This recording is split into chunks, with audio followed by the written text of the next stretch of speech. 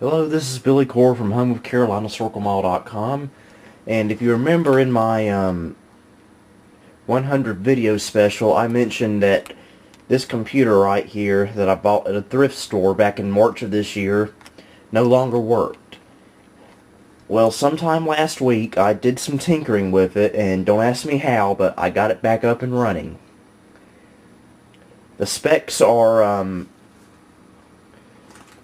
is a 1 gigabyte hard drive, which was taken out of my Packard Bell over there. What I did was I took the 1 gigabyte hard drive out of my Packard Bell, stuck it into my thrift store computer, and then I took the 2 gigabyte hard drive that was in this thrift store computer and stuck it in the Packard Bell, which now has 2 gigabytes of hard drive space.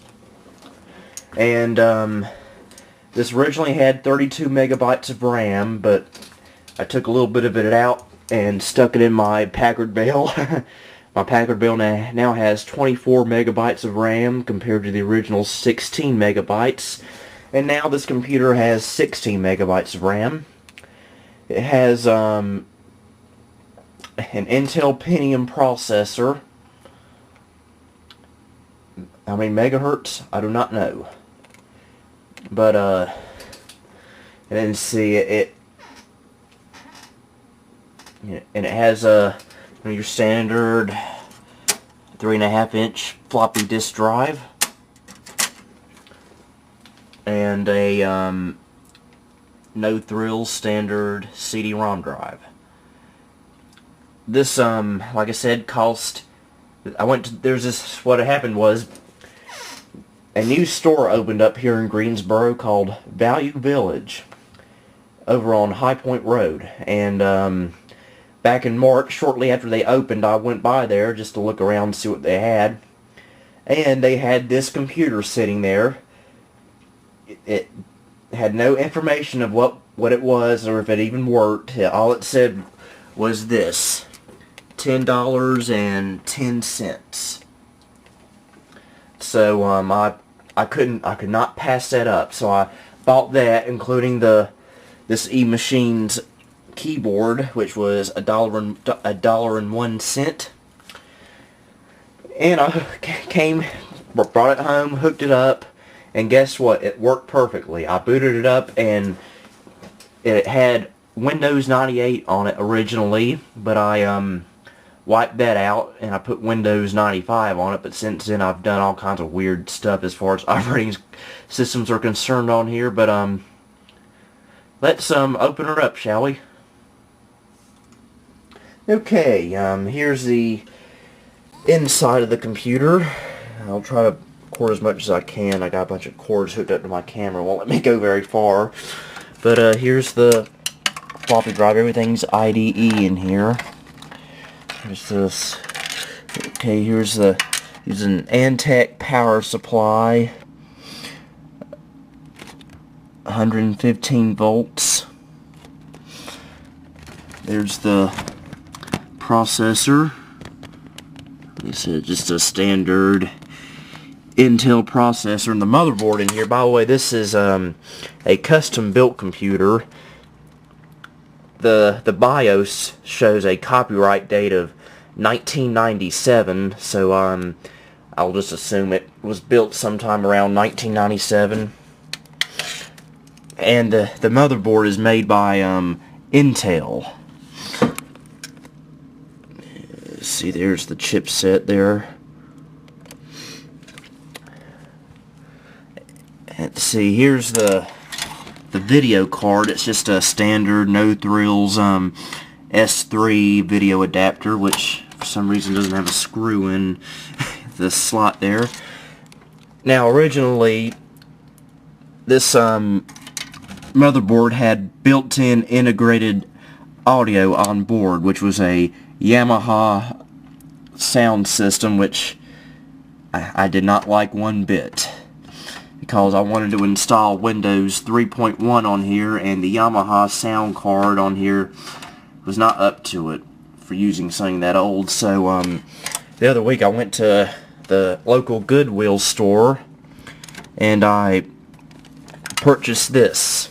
This is a Creative Sound Blaster 16-bit ISA card from, I believe, 1994, which works perfectly, no problems at all with it. I'm very happy with it, and besides, it only cost me $2. Let's see, there's the CD audio cable. Okay, oh, let me see if I can move these cables. Here's the... Okay.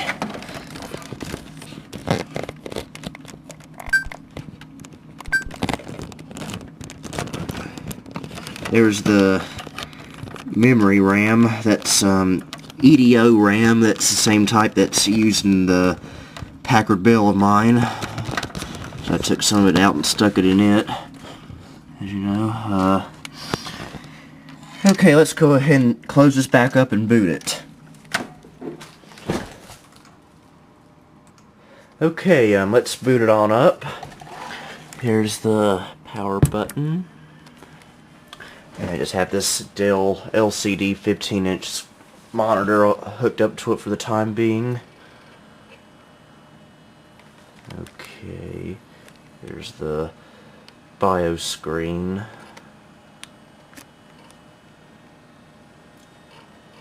And Windows 95.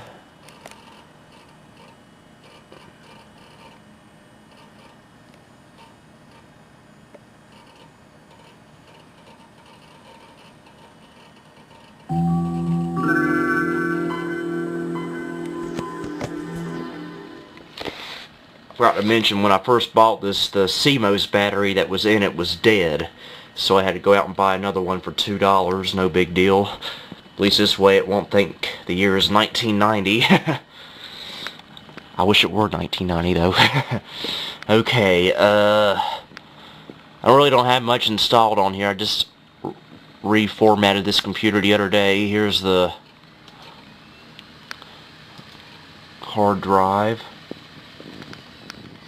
1.18 gigabytes. I've used 115 so far. System properties. There you go.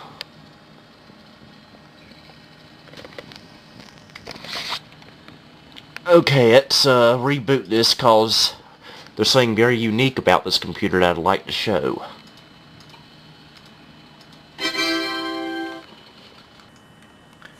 Okay, we're gonna press F8 when it says starting Windows 95.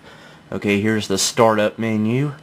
We're going to go down to number 7, previous version of MS-DOS. Hit enter. And it's loading MS-DOS 6.22.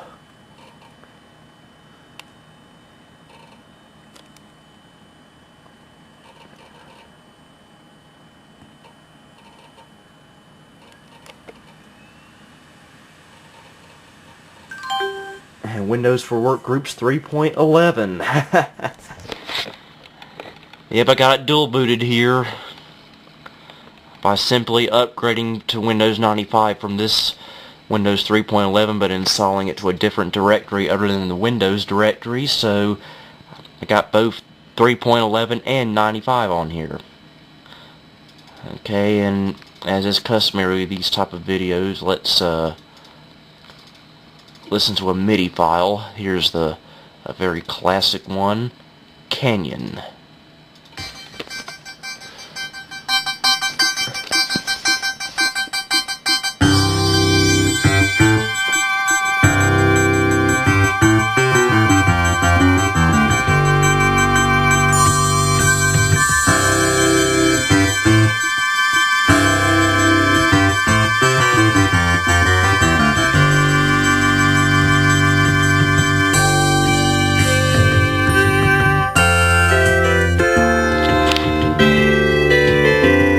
Okay, enough of that.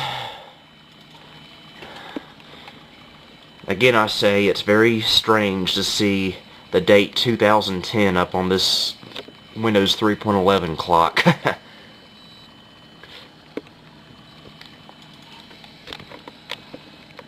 But yeah, I got a fully operational Windows 3.11 computer right now.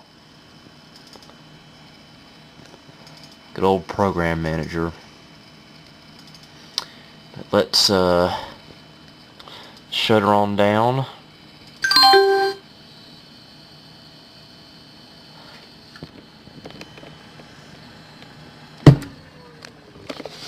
And there we have it. I really don't have much of a purpose for it just yet. I'm considering putting it in my bedroom for those late night nostalgia cravings I traditionally get. But for now, this is Billy Core signing off on June 2nd, 2010. Goodbye.